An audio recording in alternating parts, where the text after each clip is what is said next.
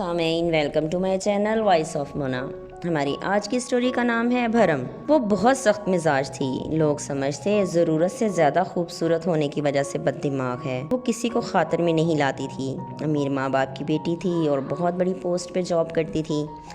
شان سے ضدی بھی بہت تھی، سب اس سے ڈرتے تھے۔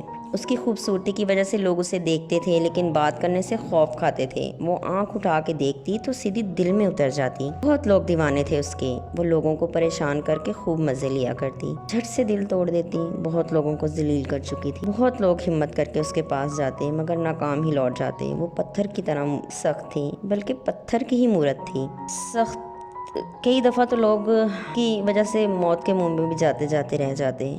سب اسے کہتے چھوڑ دو یہ سب، انسان کو انسان سمجھا کرو، مگر وہ کسی کو کی نہیں سنتی تھی۔ پیسے کے غرور نے اسے تکبر میں ڈال رکھا تھا، لیکن وہ یہ بھول گئی تھی کہ اللہ دل موڑ دیتا ہے۔ اس نے سوچا بھی نہیں تھا کہ کوئی عام سا بیکار سا انسان اس کے دل میں سمائے گا۔ وہ بے بس ہو جائے گی۔ شان سے کچھ لینے مارکیٹ گئی، وہاں شاپ پہ انچارج تھا، وہ اسے ڈیل کر رہا تھا۔ شان سے سامان خرید کر وہاں سے نکلی تو کچھ یاد آ گیا تو واپس پلٹی۔ وہ اس کا مذاق اڑا رہا تھا۔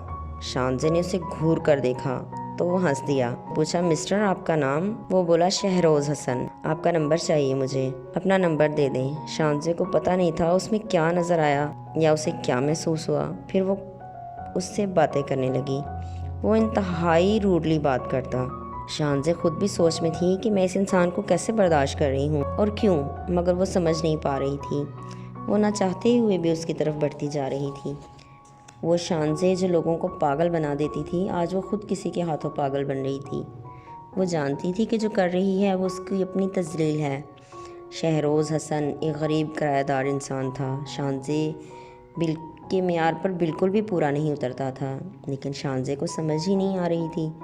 شانزے اس سے بات کرنے کے لیے بےتاب رہتی اور وہ اس کی اس کمزوری کا فائدہ اٹھاتا۔ شانزے نے سوچا اسے کچھ دیر کے لیے چھٹی لے کر کہیں دور چلے جانا چاہیے۔ وہ چھٹی لے کر دوسرے شہر چلی گئی۔ اس دوران اس نے کسی سے بات نہیں کی۔ وہ واپس آئی تو دوبارہ ڈیوٹی جوائن کر لی، لیکن پھر اس کو شہروز کی یاد ستانے لگی۔ اس نے پھر اسے کال کی تو وہ بھی خوش ہو گیا۔ اس نے پوچھا آپ کہاں ہیں؟ اس نے بتایا میں گھومنے گئی تھی۔ آج شانزے کا بھرم خود ٹوٹ گیا اور اسے پتہ چل گیا کہ وہ ہار چکی ہے خود سے، اپنے آپ سے۔ جیتے رہیے، خوش رہیے۔ ملتے ہیں اگلی کہانی کے ساتھ۔